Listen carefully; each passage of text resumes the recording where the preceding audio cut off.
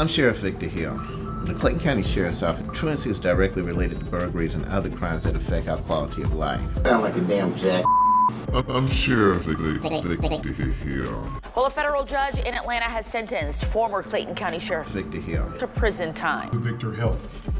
Mr. Hill, I think we have to get this question out on the table. With 37 count indictment hanging over your head and a lot of questions about what could happen if you are indeed elected.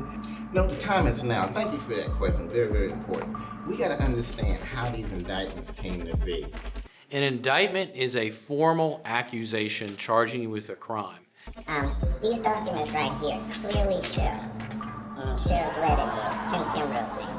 After I announced I was running for office, he ordered an investigation on me. 3 months after I decided I was running for office. After that, he had deputies follow me. Here's their log from their own words, going through my trash to my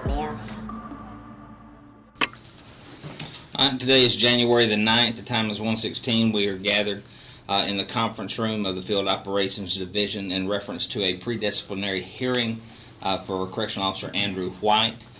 Present is myself, Officer White, and Lieutenant McLaughlin. If we would, Officer White, just start with yourself for the record, your name and your employee number, please. My name is Andrew White, employee number 21606. Keith McLaughlin, 11430. I'm Joseph Sean Sutherland. I'm the Assistant Chief Deputy. My employee number is 8471, and I'll be acting as the hearing officer in today's case. Just a couple of things real quick. Officer White, you did receive notice of this hearing, correct? Yes, sir. Do you recall what day you received it? On Monday, January 6th. Okay. Well in advance of 24 hours before the hearing, though, correct? Yes, okay. In advance of 24 hours. All right. Essentially what we're going to do is I will allow Lieutenant McLaughlin to make his case. I will hear the facts of that case. I will allow you to give testimony. When the lieutenant is done, I'll allow him to field any question that you have. And I will also allow him the right to cross you on any testimony or any evidence that you offer up for the purpose of the hearing. I'll just go ahead and, for the record, read in the notice that was sent to you. This was dated January the 6th, and it is addressed to you. The subject of this hearing, and it says, a hearing will be convened in my office on Thursday, January 9th, 2014, 1300 hours for the purpose of reviewing an investigation concerning allegations of misconduct and or violations of rules, regulation, policy, procedure, ordinance, or law. Prior to this hearing, please make an appointment with me to review the case to be presented, and you did do so. It goes on to say that your attendance is compulsory and mandatory. Please advise your supervisors so they may make any necessary adjustments and duty assignments during your attendance in this hearing. It says it's been revealed to your immediate supervisor that you have violated the following Clayton County Sheriff's Office rules and regulations and or Clayton County Civil Service rules. 7.15, neglect of duty. 7.02, truthfulness. And these violations are in conjunction with an investigation, an IA case 2013 IA 067. With that being said, Lieutenant, I'll go ahead and allow you to present the case. Okay, on Thursday, September 19, 2013, Assistant Chief Sutherland directed me to investigate a use of force incident involving several correctional officers at the Clayton County Detention Facility. The incident occurred on September 14, 2013. Basically, this case stems from a use of force involving several correctional officers at the facility located at 9157 Terre Boulevard, Jonesboro, Clayton County, Georgia, on September the 14th, 2013, involving two inmates, being inmate Miguel Tan and inmate Azion Ward. Basically, the officers responded to a fight involving Officer C. White, which was in Housing Unit 5 multipurpose room. The altercation was over prior to the above accused officer arriving. The officers assisted with escorting both inmates to Housing Unit 2, Section 2 for security segregation. During the escort, an additional altercation took place involving both inmates in the inmate elevator that leads up to Housing Unit 2 and 4 on the first floor, and then flowed out into the main inmate hallway. Once those concluded, an additional incident took place on the elevator as well. Once that concluded, the escort continued to Housing Unit 2, Section 2. As inmate Tan was escorted into Section 2, and inmate Ward remained out in the catwalk area. Once inmate Tan was escorted into Housing Unit 2, Section 2, some sort of struggle ensued involving inmate Tan and several officers that were escorting him in. So at this time, Lieutenant Pauls, who was the on-shift supervisor, had reviewed the video, and he requested an internal affairs investigation into this based on reviewing the reports, watching the video, in reference to several discrepancies of rules violations as well as excessive use of force that might have been conducted.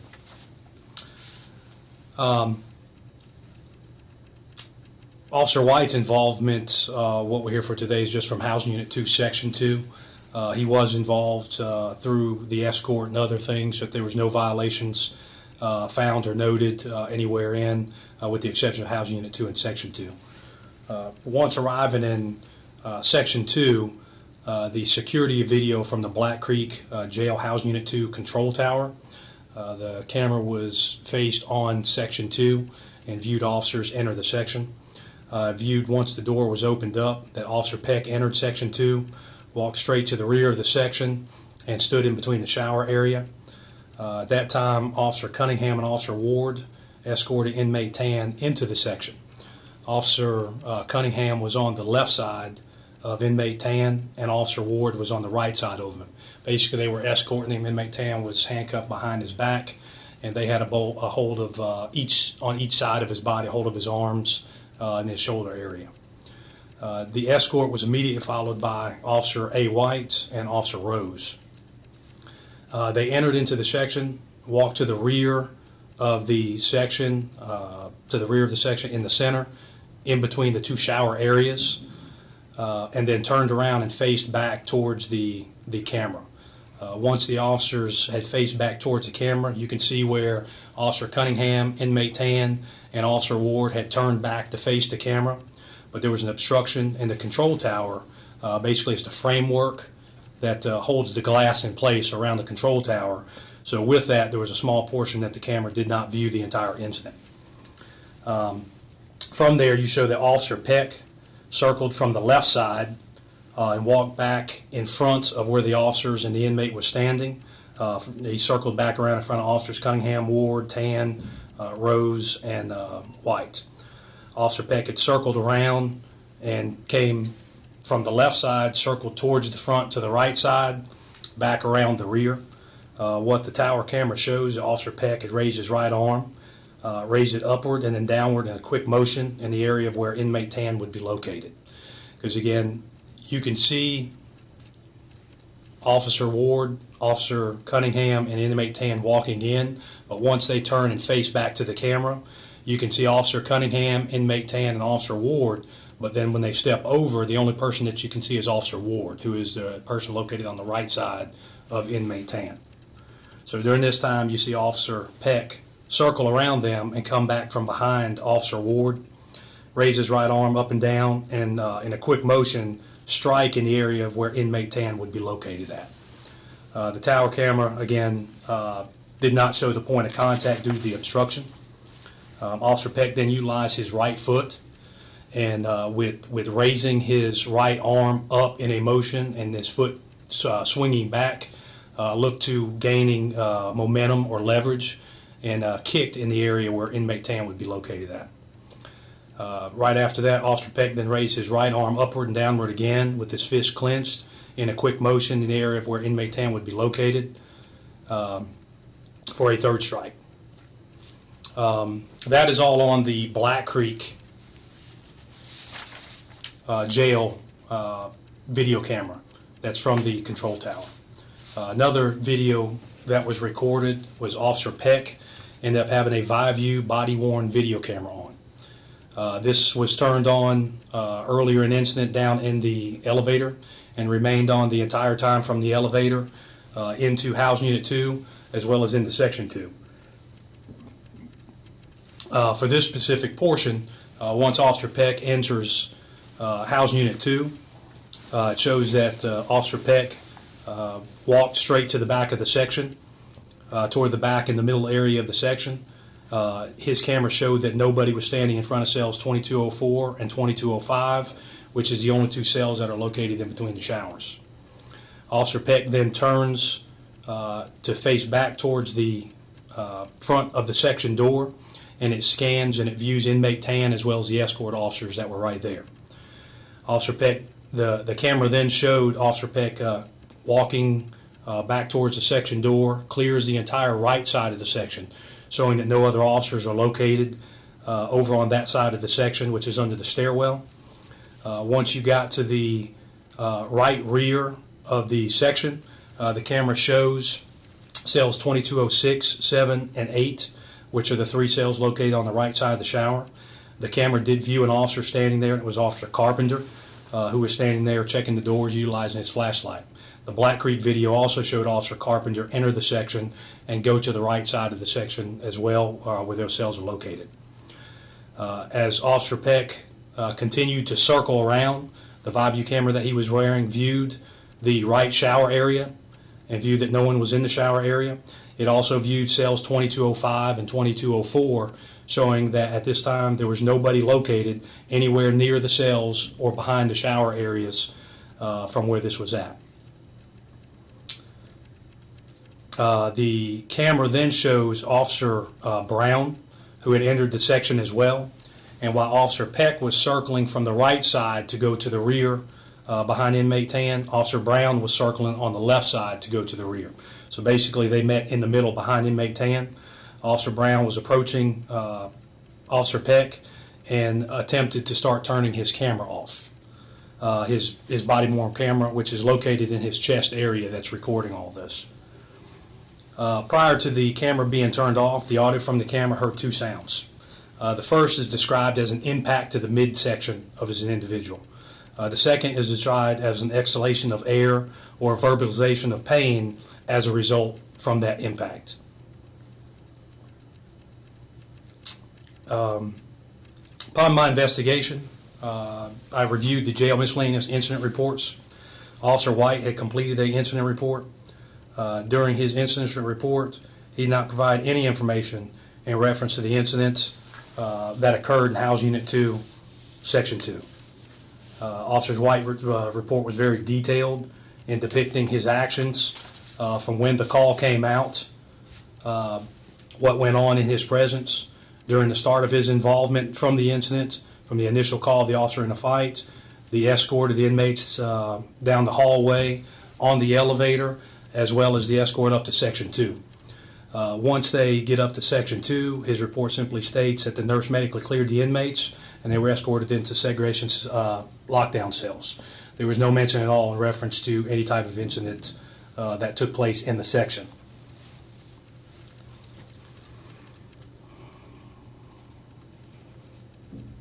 Upon interviewing Officer White, during the interview he stated that he was present for the escort, that he entered into Section 2 following behind inmate Tan and Officer Cunningham and Officer Ward. He stated that he did follow them back to the center middle area of the section, but at this time Officer White stated that he cleared behind the shower area and that he began talking with the inmate in cell 2204. Officer White stated that an incident did occur at this time, but he was not familiar with what happened. He stated while he was standing at the cell 2204, he heard a commotion.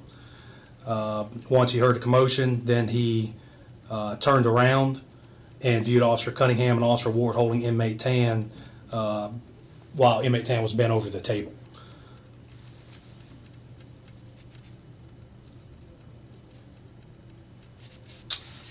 Basically what we have from this, again, is that an incident did take place in House Unit 2, Section 2.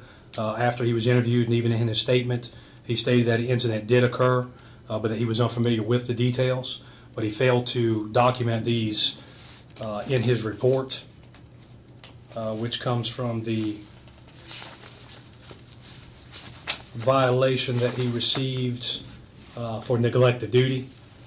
7.15 Sheriff's Office Rules and Regulations for failing to perform his duty to document an incident involving a physical altercation in House Unit 2, Section 2, within his jail miscellaneous report. On the conclusion of completing the investigation and watching the Black Creek video cameras as well as the ViView camera It shows that Officer White did stay with the escort of inmate Tan into Housing Unit 2, Section 2. The view camera clearly shows that he was not clearing behind either shower, nor was he located at any time near cells 2202 or 2204 or 2205, which are the only two cells located in between the showers. It also clearly shows that he was nowhere else located in the next section other than where he had stopped at on the video, which is right behind inmate Tan. With this being said, that there was an incident that did occur. There were 3 strikes of an inmate that were recorded on video. So an incident did take place where the inmate was struck. Officer White states that he was in a location where he could not have seen what went on, but based on the video, it shows that he was not in those locations that he stated he was in. And again, through the videos, it shows that the only location that he could be in is where the video showed him stopping, which was immediately behind inmate Tan. With that being said, and with the strikes that were being conducted by Officer Peck, that Officer White was in an area to where he should have either heard, viewed, or was a part of the assault on inmate Tan. For these reasons, that's where Officer White was violated Rule 7.02 of truthfulness of the Sheriff's Office Rules and Regulations for failing to be truthful at all times in reference to viewing an incident involving a physical altercation with inmate Tan, Housing Unit 2, Section 2. Okay. Officer White? Sir? I'm sorry, I've got one more thing. Oh, okay, I'm sorry. Along with the interview, once the officers are in an interview, give me 1 second, please.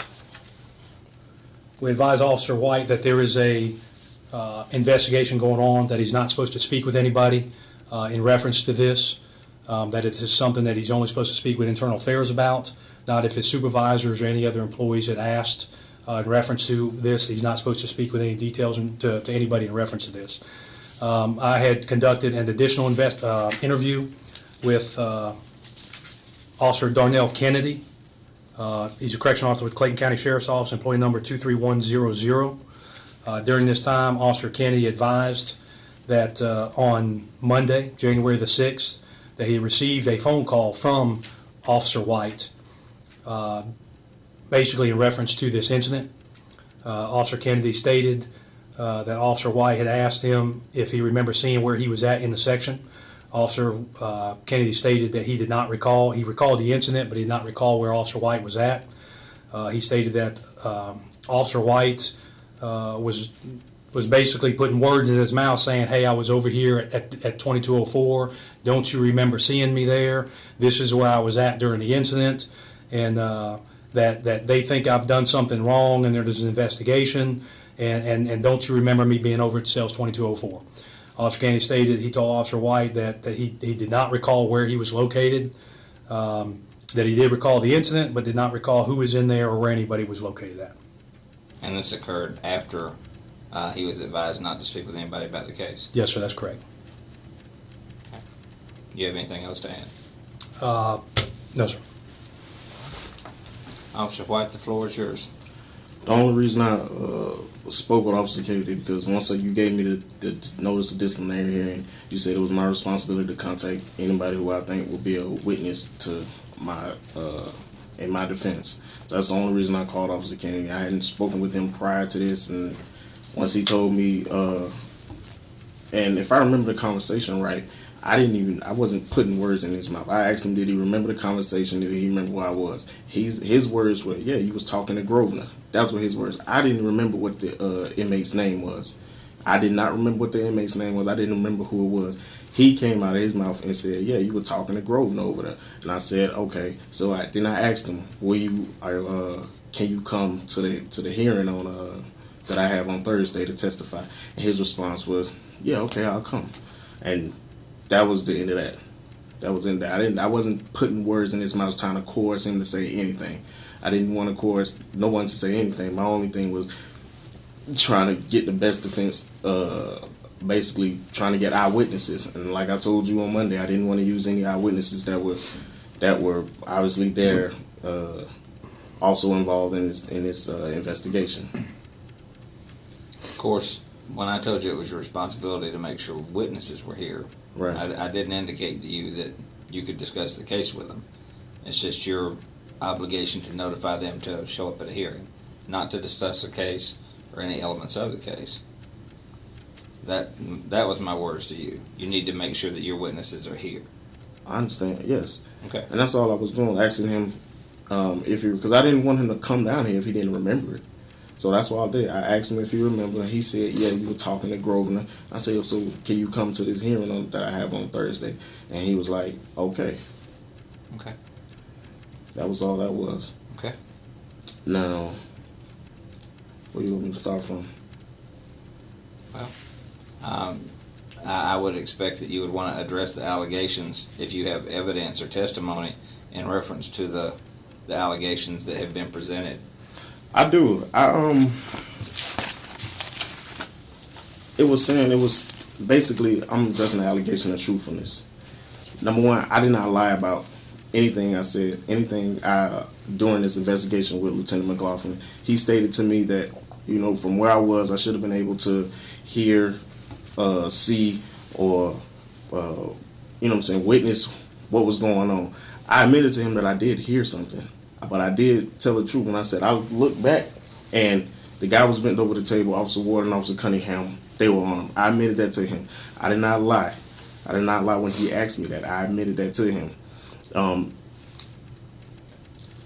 I don't know why these instances with the cameras didn't show me back there when I clearly did have a conversation with inmate Grosvenor inside the cell. I can't remember which cell it was in. It was somewhere between 204 and 205. I can't remember. But I did have a conversation with him. For some reason, I don't know why cameras didn't see that. I don't know if the camera was blocked. I don't know why I didn't see that. But I know for a fact that I was there. I'm not making that up. I have no reason to lie about that. I know that I don't know if it's possible that at the time that the cameras was viewing those cells, I wasn't standing there at the time. I'm not sure. But I know for a fact that I did not lie when it came down to his investigation. I did not lie to the investigation. My integrity has been tested several times since I've been here in this department, and I passed every time. I have not lied during this investigation. Tim McLaughlin, you said you have video that supports your sustaining of the allegation. Yes, sir, I do. I've got two DVDs. One is the Black Creek jail video from the Housing Unit 2 tower, and the other is the the Viveview video camera that was worn by Officer Peck. Okay, if you would, we might as well go ahead and do that. We're going to start out. This is the camera view, which you're looking at. The camera is inside of the control tower. You have a panel of glass with framing around it. After that, you have a catwalk area where we're going to start at is Officer Peck and Officer Carpenter in the catwalk area. The door right in front of there is the Housing Unit 2 Section 2 door that leads into Section 2 from there. Now I can play this at full speed or half speed or things, and we can rewind it back as well. You can play it at full speed if you'd like. The video is dated 9/14/2013 at 4:30 in the morning. You can see where Officer Cunningham and Ward escorting inmate Tan in. Officer White was right behind with Officer Rose. Officer Peck was already in the section. Officer Carpenter just enters. Officer Carpenter goes to the right side of the section, is in the cells. The escort goes to the back middle, and they turn and they face. You see Officer Peck circling around. Once Officer Peck gets back through that way is where the strikes start to be issued. You can also view Officer Ward and inmate Tan being moved forward and backward forcibly. During this time, you can see the two cell doors. On the left is 2204, on the right is 2205. That there are no officers located anywhere near. Also on the right side, you can view here, this is the space between where the officers are standing and the shower. And until Officer Carpenter walked over here, you can see he is the only person that has been inside that way to view behind the shower areas.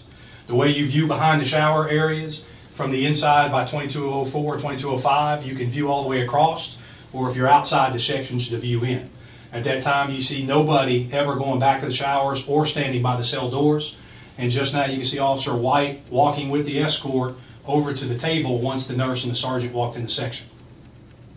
And again, this continues recording, and at no time anybody goes anywhere near cell 2204 and 2205, and no one goes near the rear of the shower area in between the two showers where Officer White was located at. Okay. You say you have a ViView camera recording also? Yes, sir, I do. Give me just a second to swap these out. And this ViView camera is worn by whom? This ViView camera is worn by Officer Peck. Okay.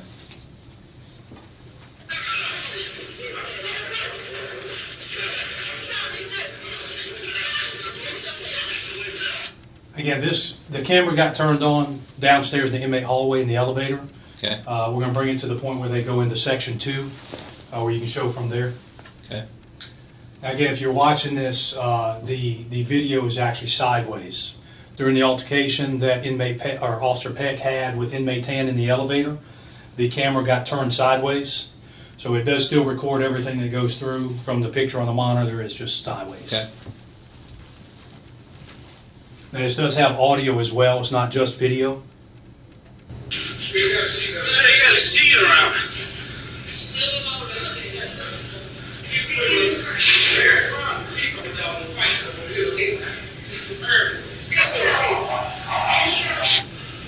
This is when they're entering section 2. They just left the Sally Port. They're entering section 2.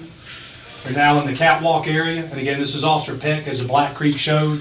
He was the first officer coming in. He asked for section 2 to be opened. You'll see section 2 door being opened as he enters inside. Once the door is opened, he walks back to the middle of the section.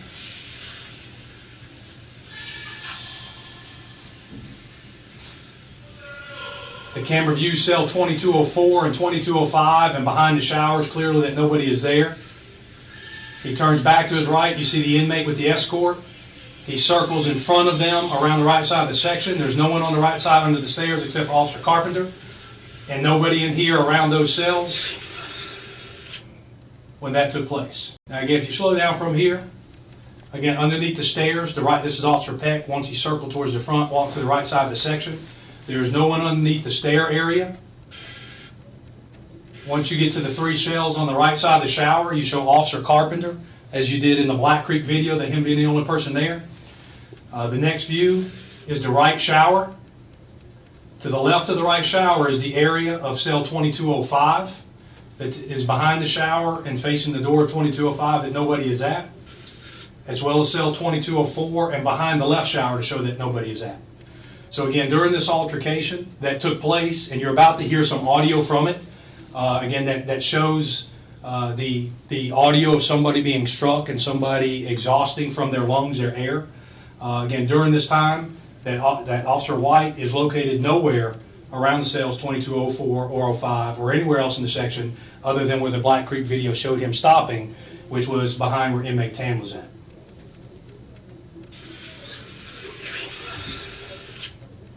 Now, even with that video, once you slow this down enough, in that video it shows Officer Ward, it shows inmate Tan, and it shows Officer Rose in the video. When you hear this strike of about whatever gets struck where Officer Peck is at, this is not one of the strikes that Officer Peck did later. Officer Peck is on the right side of the video at this time, where Officer Brown had met him in that area where you couldn't see behind. When Officer Peck began to strike, he actually came from around the unobstructed area, and the Black Creek video viewed him striking. This video, the ViView video, was turned off prior to there. So this strike that you hear on inmate Tan was something that had to be done from somebody other than Officer Peck. And again, the video did show that Officer Cunningham and Officer Ward had a hold of inmate Tan, and the only other 2 people behind inmate Tan at the time is Officer Rose and Officer A. White. But again, there's nothing that shows any conclusion that either one of them struck him. But if there was a strike from this time, the only individuals located behind inmate Tan at this time were those 2 officers. See, from that video there, where Officer Peck was at when the camera was turned off, he was approximately 4 to 5 feet away from inmate Tan. So that noise or that strike that came from that time could not have been Officer Peck. Officer White, the video clearly shows you weren't standing in either of those cells, as your statement says. I did go. The video shows that I wasn't standing there at the time that video was going. I mean, at the time that whenever Peck came in. Peck came in before me, so I didn't get back there when he was back there or whatever. I went back there afterwards. I went back there. I couldn't remember clearly by looking at the video. It looks like I was. Because I think the first video shows that you came in not at the exact same time, but very closely to when they went back there to that location. And I think it shows you enter. And it does indicate that you're not at those cells. But we'll play the video again. You can see Officer A. White never moved to the left to show that he was at cell 2204 or 2205. Well, I was just at 2205. No, sir. There's nobody standing around those cells. Officer Peck is the furthest one back. I'm not rewinding it. Okay. That's Officer Brown on the left side. That's Officer Peck is the furthest one in the back. Mm-hmm. And you'll see Officer Peck circle the back around after he threw that first punch. Can you rewind it a little more, please?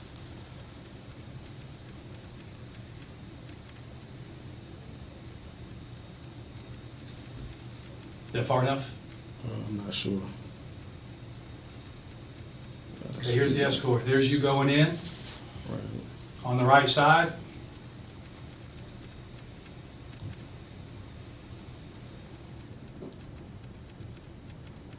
Okay, and that's where you stop at. You're never around cells 2205. Right there. I'm at 205 right there. There's nobody standing at 2205. On the right, where this is 2204. This right. is 2205. On the left side, on the right side of 2205. Over here? Yes, sir. I'm at 2205 right there. Okay, do you see that? That's in front of the shower. That's not in front of the shower. These are the showers right here. You're standing in front of the shower. Which means in the way you're looking right here is you're standing in front of the shower looking at exactly what is going on. You're not at the back of the shower. This is at the front of the shower. See these right here? Those are the two edges of the shower. Now even here you can still look clear. See, now you can see all the way back. This is the front of the shower. That's all the way back to the rear wall. There's still 2205 that nobody's at. So now you step even closer to inmate 10. But you can't clearly see though. Well, sir, what I can show is that right now, see, Officer Peck is right here circling around. So I can't see where you're at behind this, but from the other video, when Officer Peck circles around, he views the entire 2205, 2204, and behind it, and you're not back there. That's at the same time as this. It's putting two videos together. I'll rewind a little bit back for you to show you where Officer Peck's at. If you remember the other video, when Officer Peck circles around, so you're still right here in front, and you step in, and here comes Officer Peck. Now you're on Officer Peck's left side, because his video, when he shows and he comes around that shower, there is no one at 2204, 2205. The only place you can be is on Officer Peck's side, left side, which is located directly behind inmate 10. You were never near any of the cells or behind the showers, and both videos clearly shows that, as well as statements from the other officers that all state that you were behind them. Behind them, yes. It was the first strike. Here's the kick. Well, the second strike. But when all this is going on, you can't see where I was at. You cannot see where I was at when all this is going on. And you'll see you walking back over from right there, exactly where you were when you showed on the video the first time, over to the right table. You were never any further back in the section. The video first showed you in front of the shower. You stepped in, and then when you started escorting back, you came from the front of the shower again and never went anywhere towards the back. But I was towards the back, but you wouldn't be able to see it because the beam is right there, sir. Sir, I don't have anything else. I was towards the back, but you would not be able to see it. I have no reason to sit here and lie and say that I was not nowhere near where I was. Now, I told you I did hear something, but I can't say that I saw something that I did not see. I heard something, it sounded like a struggle or whatever it was, maybe. I turned around, they had him. So I let that be. But I did not lie and say that. Can you pull that image back up for me? The one that we just had, I'm sorry. The Black Creek one? Yeah, the Black Creek one. See, at this point, I'm back there. Well, that's what I'll say is one thing. It doesn't show exactly where you are, but it does show where you're not. Okay? And you're not where you are right there in that blocked area, right where this altercation takes place. That's a very small area. That area right there, but it's also in front of the shower. From in front of the shower to the cell door, there's, I don't know, Approximately 8 feet. Okay, approximately 8 feet right there. Now, you cannot see from in front of that cell door to wherever they're at. I'm back there. I have people who saw me back there. I'm back there. And like I told him, I did not see any strikes being thrown. I did not see it. Now, I may have heard it. In hindsight, yeah, I may have heard it.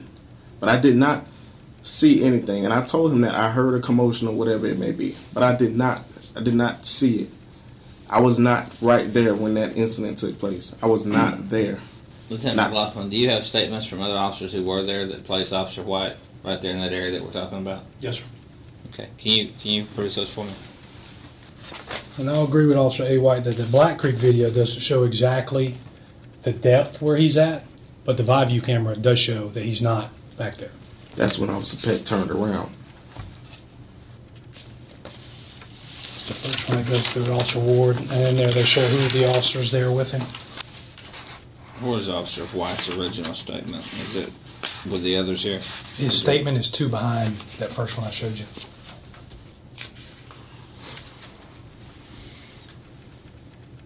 I never denied the fact that I was in the section at the time. The only thing I'm saying is that I was not near them when this whole thing was taking place.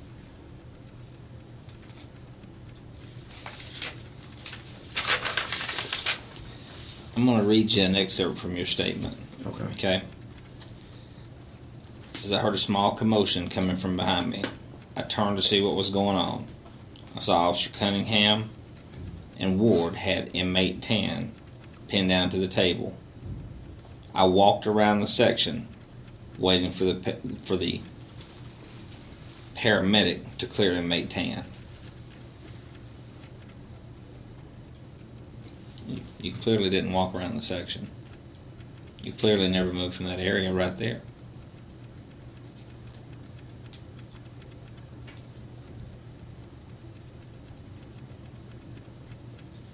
I thought I remember myself walking around the section. Video shows I did not walk around the section. But I was not near them when that particular thing happened. The only thing I'm guilty of is not being 100% aware of what's going on around me at that whole time. But I was not standing there. Officer White. Sir. I've been doing this job 24 years. You're in a space that's probably no more than 8 foot at a maximum from this altercation that's going on, and that's if you're backed all the way up to where you say you are. But we have video that show that you're not there because Peck's view video camera clearly, when he walks around, show that nobody's standing there. So you are right there where this altercation is occurring in a very small, confined area. That's not a big area. We're not talking across the day room. We're talking about an area that's probably 4 feet by 8 feet at max. And within that area, you have inmate 10, Officer Ward, Officer Cunningham, Officer Rose, yourself, Peck, Brown. But they were all at the table, closer to the table. I wasn't up that far.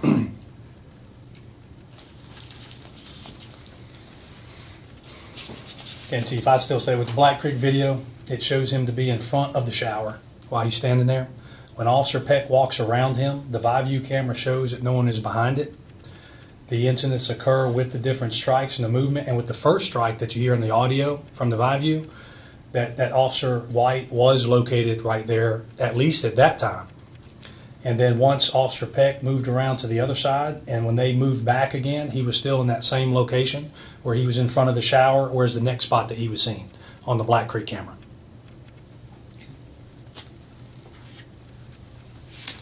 Swat, do you have anything else to add? Only that I know what I did, and I know where I was. I know that I was back there near the cells, and like I told him in the interview, I heard something. I looked. He was over the table. Like I did not lie to him during this investigation. I did not lie to him. I mean, I stand to lose too much behind these guys. If I'm not gonna lie for them, they probably don't have things going on, but I got things. I would not lie for them. I'm not gonna lie for them. I'm not finna jeopardize my job for them. Like I said before, time and time and again, my integrity has been tested, and I've passed all the times. And this time should be no different because I did not lie. The time's 2:05. We're going to recess until 2:20. I'm going to review this tape a couple more times, and I'm going to review some of these statements. We'll reconvene at 2:20, and I'll render a decision in this case. But then I'll pause the audio until we reconvene. Time is now 2:20. We'll reconvene. Tim McLaughlin, would you bring that one shot back up on TV, please? The tower camera clearly shows that nothing happens, or there's really nothing that transpires right here.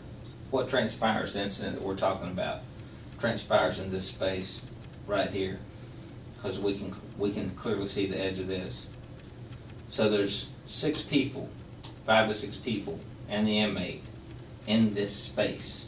Okay. The video where we see you right here in the beginning, clearly when Peck comes around, it shows you to his left, and it shows that you're not right here, okay, because his camera clears right here. So what we have is we have a space that in essence is probably no more than 6 feet by 8 feet. It's not much bigger than this little space right here between this conference room and the TV and the door. Okay, not a big space.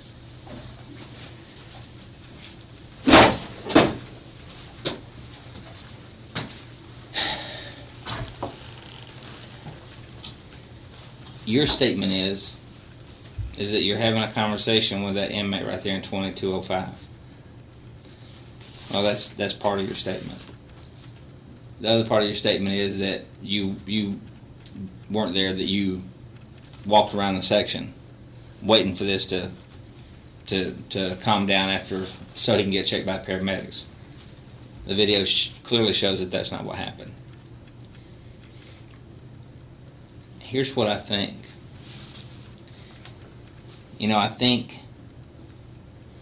I don't think you hit him, okay? Although you were right there in that area, okay? And I clearly believe you saw everything that happened, because the video shows that you're not anywhere but in that small confined space that we're dealing with, White. It doesn't show exactly where you are, but it shows where you're not. And you're not right there at those cells, and you're not anywhere else outside that small area where this is taking place. Your statement conflicts with what this shows.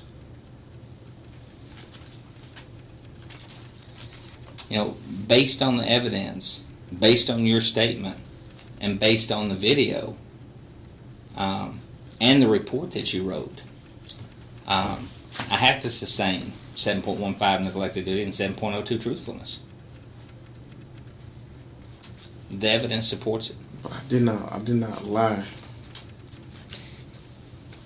If you didn't lie, you didn't tell the truth. I don't know how you want to word it. Okay? You didn't tell what you saw or what you knew or what you should have known. With that, I'm going to have to move with termination.